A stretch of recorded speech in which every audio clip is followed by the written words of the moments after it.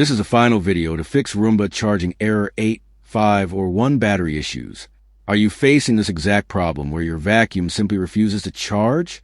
This problem happens because the battery and the home base lose their digital handshake, or the power flow hits a tiny internal wall.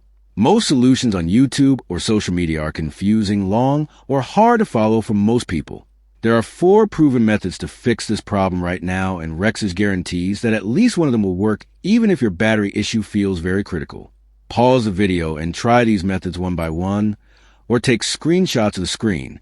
You must follow the steps carefully to reset the system.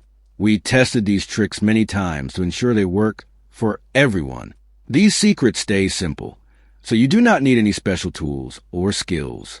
Rexish makes sure you get back to cleaning without any more stress or red blinking lights. Do not skip any part of this process, because every second matters for your device health. You have the power to fix this machine today with these easy tricks. Follow the method steps by steps showing on the screen.